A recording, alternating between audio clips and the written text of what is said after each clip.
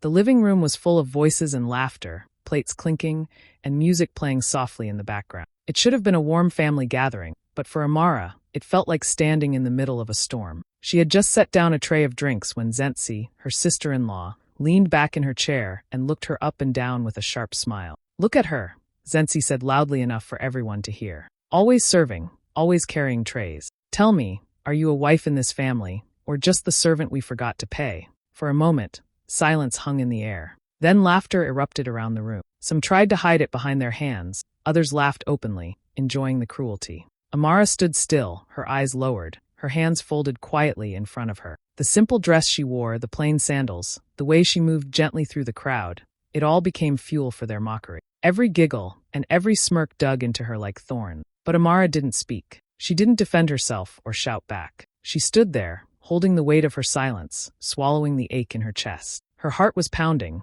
but her face remained calm, as if carved from stone. Zenzi's words burned, yet Amara chose not to let them see her break. What no one in that room knew, not Zenzi with her cruel smile, not the family laughing at her expense, was that the woman they mocked had a secret they could never imagine. She was not just the servant they saw.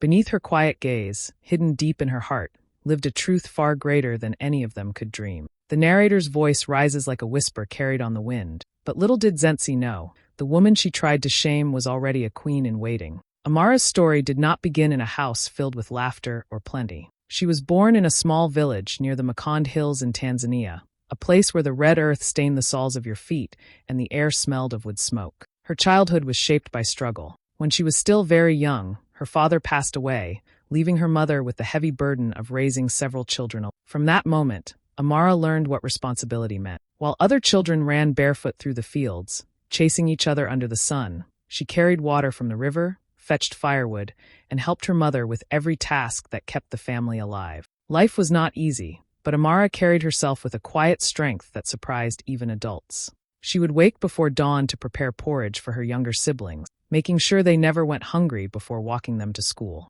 Even though she often studied by the dim light of a kerosene lamp, she always tried to learn. Books were rare, but her hunger for knowledge was greater than her hunger for food. When neighbors needed help, Amara was the first to step forward. She would share what little they had, even if it meant she went without. Her kindness, mixed with a sharp mind, earned her respect in the village, though not everyone understood her dream. Her mother often reminded her, "Dignity is not in wealth, my child, but in how you carry yourself." Those words became Amara's shield. Poverty might have shaped her home, but it did not shape her spirit. She learned to stitch her clothes neatly, to walk with her head held high, and to speak with thoughtfulness. People noticed her beauty, but it was her quiet intelligence that made her different. When she married Oba, a man from a wealthy family in Dar es Salaam, many thought her life had finally changed. They whispered that she had escaped the struggles of the village, that she would now live a life of comfort. But not everyone celebrated her. Some of her own relatives muttered behind her back that she did not belong in such a rich family. "She will always be a village girl," they sneered. Even worse, in her new household, instead of being welcomed, she was treated as though she were less. Her simple ways, her humble clothes, her soft voice, all became reasons for them to mock her. Still, Amara endured. She remembered the Makonde Hills, where the earth was hard, yet beautiful things grew. She remembered her mother's words and carried them in her heart. Though she often cried in silence, she refused to let anyone see her broken. She had survived hunger, hard labor, and the sting of ridicule before. What was one more battle? What no one realized was that behind her silence, behind her gentle eyes, Amara's true strength was only waiting for its moment to rise. When Amara first married Oba, she walked into her new life with hope in her heart. Oba was a successful businessman in Dar es Salaam, well known in his circle, and his family lived in a large house filled with polished floors, high ceilings, and servants' quarters at the back. To her, it was a world so different from the mud walls and tin roofs of the village she had left behind. She thought perhaps this was the beginning of peace for her mother and younger sibling. Perhaps her sacrifice and hard work had finally brought her to a place where she could rest. But from the very first day, she discovered that peace was not waiting for her there. Zenzi, Oba's sister, looked at her with disdain the moment she stepped into the compound. While others greeted her politely, Zenzi's eyes carried mockery. She didn't need to say much.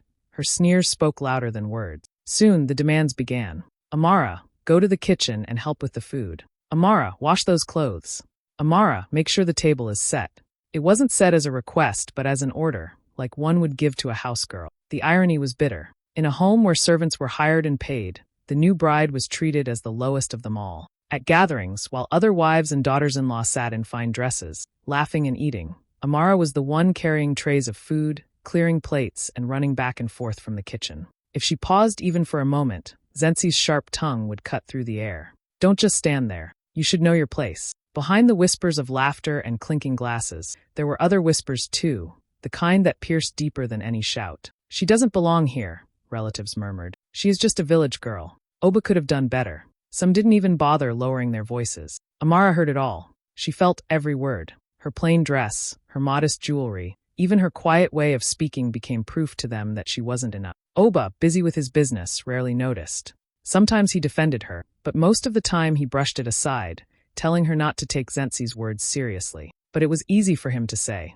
He wasn't the one standing in the middle of the family, being ridiculed for where he came from. So Amara endured in silence. She carried plates with steady hands, even when her heart was trembling. She cooked meals that filled the house with rich aromas, even when her own stomach knotted with pain. She greeted everyone with a soft smile, even when she wanted to weep. Every insult, every act of humiliation, she tucked deep inside her chest where no one could see. She had grown up with hardship, and she knew how to carry burdens quietly. Yet each wound left a scar. And though she never spoke it aloud, Amara understood one thing clearly. Silence is not weakness. One day, the same silence they mistook for submission would be the very thing that revealed her true power. The evening was meant to be a celebration. The long dining table was covered with steaming dishes, golden lamps glowed against the walls, and the family gathered in their best clothes. Laughter bounced around the room, wine glasses clinked, and music played softly in the background. Amara moved quietly among them, making sure every guest had what they needed, though she herself had barely touched her plate. It had become her role at every gathering, not as a wife or equal, but as the silent helper who made the night smooth for everyone else. Zenzi, as always, sat at the center of attention. She wore a glittering dress, her hair styled high, her voice loud and commanding. Her eyes followed Amara like a hawk, waiting for the smallest mistake. And when Amara set a dish of rice on the table, her hands steady and her face calm, Zenzi suddenly leaned forward with a sneer. She picked up a plate, her face twisted with scorn, and flung it across the table. It clattered to the floor, food spilling across the polished tiles. Gasps filled the room. "Know your place, servant," Zenzi spat, her voice sharp and ringing against the wall. For a moment, time seemed to freeze. The sound of the plate still echoed in the silence. Then came the laughter, cruel, sharp, and mocking. Some tried to hide their amusement behind half-covered mouths. Others laughed openly, enjoying the spectacle. To them, it was entertainment. To Amara, it was a dagger straight into her chest. Her heart shattered, but her face did not. She bent slowly, gathering the broken pieces of the plate with her bare hand. Her fingers brushed against sharp edges, but she did not flinch. Inside, the storm raged, humiliation, pain, and the weight of years of silent ridicule pressing harder than ever before. Yet outwardly, she remained composed, her lips curved into the faintest smile. The room buzzed with laughter and whispers, but no one noticed the light in her eyes. No one saw the secret she carried, the quiet knowledge resting deep inside her soul. They thought they had broken her, but they had only given her one more reason to rise. She placed the shards carefully on the tray, wiped her hands against her dress, and lifted her chin ever so slightly. To the others, it looked like surrender. To her, it was preparation. Amara's silence that night was not weakness. It was strength disguised, a shield protecting the truth that none of them could see. If they had looked closer, they might have noticed how calm her breathing was, how steady her hands remained. But they didn't. They only saw the servant Zenzi named her. And so, the family laughed and mocked, believing they had put her in her place. But in reality, Amara was already standing in a place far higher than their eyes could reach. She held her secret close, waiting for the day it would unfold like the sunrise. That night, humiliation was meant to break her, but instead, it became the fire that would reveal the queen within.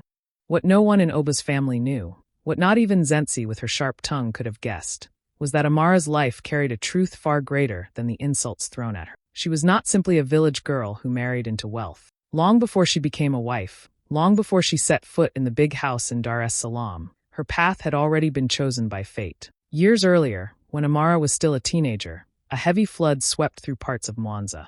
The rains came without mercy, turning rivers into raging monsters. On that day, Amara was near the riverbank helping her mother wash clothes when she heard screams. A young girl had been pulled into the rushing water, her small arms thrashing against the current. Without a moment's thought, Amara dropped everything and leapt into the river. The water was fierce, cold, and unforgiving, but but she fought against it with all her strength. Her arms burned, her lungs ached, yet she refused to let go until she reached the girl. That girl was no ordinary child. She was the only daughter of a respected tribal leader, a man whose authority stretched far across the Makonde. When Amara pulled the child safely to the bank, coughing and trembling but alive, the leader himself fell to his knees and wept in gratitude. From that day forward, he never forgot her courage. Years later, when tragedy struck and his bloodline came to an end, the leader made a decision that shocked many. Out of respect for her bravery and her character, he named Amara as his chosen successor. He said she carried the spirit of leadership, not because of wealth or lineage, but because she valued life, dignity, and service to others. Legal documents were prepared, signed, and sealed.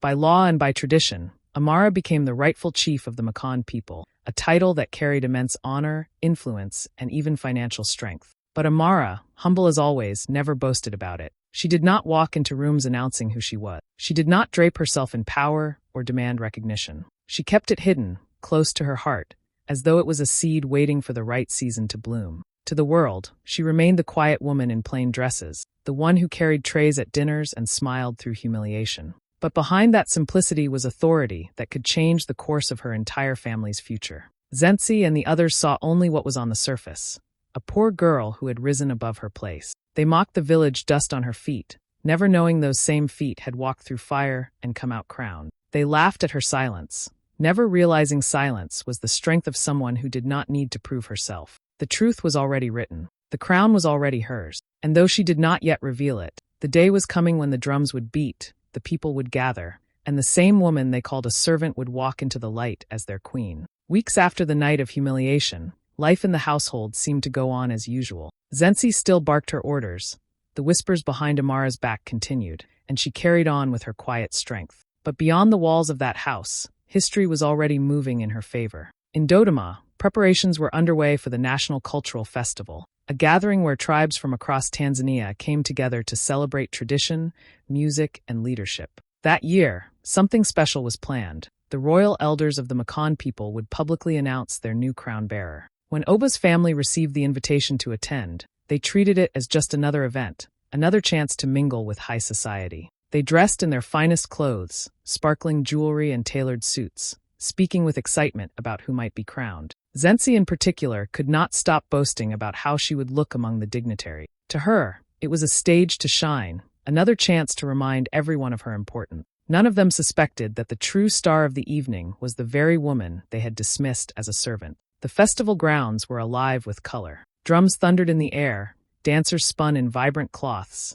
and the smell of roasted maize and spices floated through the crowd. The stadium in Dodoma was filled with leaders, elders, and families who had come to witness tradition unfold. The atmosphere carried both joy and reverence. When the drums suddenly changed rhythm, the crowd grew silent. The royal elders of the Makonde entered in procession, their steps slow and measured, their staffs striking the ground in unison. Their presence commanded respect. Everyone rose to their feet, Oba's family included. Zenzi leaned toward her friends and whispered, "I wonder which chief's child will be chosen." She had no idea the answer was already seated beside her. One of the elders raised his hand, his voice carrying across the open space. "Today, we gather not only to celebrate our culture, but to honor the one chosen to carry our crown forward. The leader who will protect our people, guide with wisdom, and serve with dignity has already been named." The crowd leaned closer, waiting for the revelation. Amara sat still, her hands folded in her lap, her face calm. She had known this moment was coming, but even now, her heart pounded like the drum. She glanced at Zenzi, who was still smirking in ignorance, and for a moment, Amara almost pitied her. Then the elders called her name. The air shifted instantly. Gasps spread like ripples through the crowd. People turned, their eyes wide, searching for the woman who had been chosen. And when Amara rose slowly to her feet, the drummers struck their drums louder. Dancers surrounded her in celebration, and the royal elders bowed their heads in respect. Oba's family froze in disbelief. Zenzi's smile faltered, her glass trembling in her hand. None of them had imagined that the quiet, humble woman they mocked would be the one the entire nation now honored. The servant they laughed at was about to be revealed as their queen. The sound of the drums grew louder, echoing across the festival ground. All eyes turned to the entrance where the honored guest was to appear. Then slowly Amara walked in. She was no longer in the plain dresses Zenzi always mocked. She was clothed in full royal regalia, a garment woven with deep reds and gold, shining under the sun. Around her neck lay beads that carried the history of generations, and on her head rested the traditional crown of the Makonde people. Her steps were steady, graceful, yet powerful. With every movement, the drums thundered in rhythm, as if the earth itself was announcing her arrival. The moment was electric. The crowd, thousands of people from across the nation, dropped to their knees in respect. A wave of voices rose together. Her Royal Highness, Queen Amara of the Makonde. The title filled the air like music, rolling over the people who cheered and clapped, their joy echoing through the festival ground. In the stands, Zenzi's hand froze halfway to her mouth. The glass of wine she held shook so badly she nearly spilled it. Her eyes widened, her lips parted, but no words came out. The woman she had called a servant, the one she ordered to wash dishes and carry trays, now stood before her as a queen. The humiliation of the truth hit her harder than any insult she had ever thrown. Around her, the family was in shock. Oba's mother pressed her hand to her chest in disbelief. Some cousins exchanged nervous whispers. Others stared with their mouths open, struggling to understand what they were seeing. They had thought they knew Amara, had judged her by her simple clothes and quiet nature. Yet here she was, lifted high above them all, honored by kings, elders, and the nation itself. Zenzi, who had spent years mocking her, felt her world tilt. Memories flashed before her eyes, the cruel words, the laughter, the moment she had thrown a plate at Amara and called her a servant. Each memory now burned her with shame. She wanted to sink into the ground, to hide her face from the roaring crowd. But Amara did not look at Zenzi with hate. She carried herself with a calm dignity that only deepened the sting of Zenzi's humiliation. Every bow, every cheer from the people was a reminder that Amara's worth had never depended on the approval of her husband's family. She had always been greater than their mockery. The cheers rose higher, filling the air with drums and song. Zenzi's hands trembled as the words repeated again and again around her. Her Royal Highness, Queen Amara. It was no longer just a name. It was a crown spoken into existence. And Zenzi could do nothing but watch as the woman she had tried to shame became the one the world now bowed to. The drums were still beating when Zenzi finally found the courage to move. Her legs felt weak, her chest tight, as if the air itself had betrayed her. She pushed through the crowd, her eyes locked on Amara, who now stood tall in her royal attire, the crown gleaming under the light. People bowed as Amara passed. Dancers spun around her. Children clapped their hands with joy. To Zenzi, it felt like the world had turned upside down. When she reached the edge of the stage where Amara stood, her voice cracked as she whispered, barely loud enough to be heard. "Amara, this can't be true." Her hands trembled, her lips quivered. She could hardly believe the sight in front of her. The same woman she had called a nobody, the same one she mocked for her simple clothes, was now the one everyone celebrated. Amara turned slowly, her gaze calm and steady. She looked at Zenzi, not with anger, but with a kind of quiet strength that made the moment even heavier. The drums softened, the crowd hushed, waiting to hear what their new queen would say. For the first time, Zenzi stood speechless, her pride stripped away. Amara's voice carried through the silence, clear and firm. "You called me a servant," she said, her eyes never leaving Zenzi's. "But you forgot, service is the mark of true royalty." The words struck like lightning. For a heartbeat, the hall was silent, everyone holding their breath. Then the crowd erupted in thunderous applause. People cheered, clapped, and even wept. The truth of her words shook them all, for they saw that royalty was not only about crowns or wealth. It was about humility, patience, and the strength to serve others with dignity. Zenzi's face turned pale. She lowered her head, covering part of her face with her hand, as though hiding from the shame that pressed down on her shoulders. The cheers grew louder, rising like waves, and every sound was another reminder of how deeply she had underestimated Amara. Amara did not gloat. She did not smile with pride or throw Zenzi's cruelty back in her face. Instead, she stood tall, her presence commanding respect, her words still echoing in the hearts of everyone present. In that moment, the contrast was clear. Zenzi trembling in disgrace, and Amara glowing with the quiet power of true nobility. The crowd's applause carried on, the drums returned to their rhythm, and the festival turned into a celebration not just of tradition, but of justice. Zenzi had tried to strip Amara of dignity, but now it was Zenzi who stood stripped bare, while Amara's crown shone brighter than ever. After the festival, when the drums had quieted and the dancers had gone, the truth settled over Oba's family like a heavy blanket. There was no denying it anymore. Amara, the woman they had laughed at, the one they had treated like a maid, was now queen of the Makonde. The same people who once rolled their eyes at her now lowered their heads whenever she entered the room. One by one, relatives came forward to speak to her. Some had tears in their eyes, their voices shaking with real regret. "Amara, forgive me," one aunt whispered, clutching her hand. "I was blind. I didn't see who you truly were." Another cousin bowed low and admitted, "I was jealous, and I mocked you because I thought you were beneath us. I was wrong." These apologies carried weight, and Amara, with her soft heart, listened and forgave them. But not all were sincere. Others came with forced smiles, speaking honeyed words only because they now saw her power. "You know we always loved you," one uncle said, though his eyes betrayed his greed. Another tried to laugh off years of insults as just jokes, pretending none of it mattered. Amara could hear the false notes in their voices. She forgave them too, but she did not forget. When the whole family was gathered, Amara finally spoke, her voice calm but firm. "I am not here to hold grudges," she said, "but things will not return to the way they were. Respect is no longer optional. If you wish to stand near me, it will be with dignity, not mockery." Her words rang like iron, leaving no space for argument. Zenzi, however, was the most broken of all. The proud sister-in-law who had once mocked her at every turn now followed Amara like a shadow. Her once sharp voice was reduced to whispers. Her arrogance melted away. At one point, she grabbed Amara's arm, her eyes desperate. "Please, you must know I didn't mean it. We are sisters now. Don't leave me behind." But Amara only looked at her with calm eyes. There was no hatred, no anger, just finality. Slowly, she pulled her arm free. Without a word, she walked forward, her crown glinting in the light, her posture straight and graceful. The family followed her steps with awe, while Zenzi remained behind, her face buried in her hands. The scene was not one of revenge, but of balance being restored. Amara had endured years of humiliation in silence, and now her silence was replaced with authority. She had forgiven, yes, but she had also drawn a line that could never again be crossed. Those who truly loved her would stand by her with respect, while those who only sought to use her power would find no place at her side. And as she walked past Zenzi, leaving her trembling in the shadows, the message was clear. Grace does not mean weakness, and forgiveness does not mean forgetting. Amara had risen, and nothing, not even the hands that once pushed her down, could hold her back again. The story of Amara is more than the rise of a queen. It is a reminder of how easily people judge what they see on the surface. Zenzi and the family saw only a simple girl from the village, a woman in plain clothes who bowed her head and kept silent. They laughed at her silence, mocked her humility, and mistook her patience for weakness.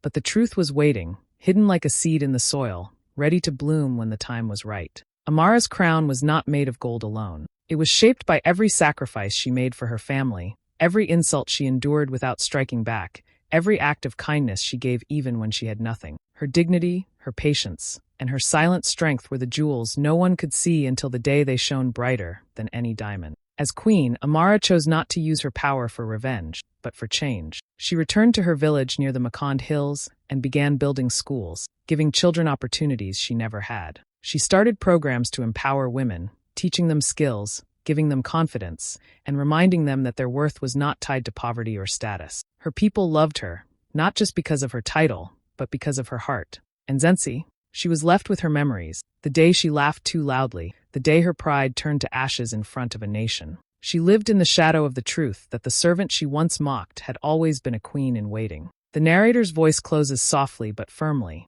Never underestimate someone because of their humble beginnings. The crown is not made of gold alone. It is made of dignity, patience, and silent strength.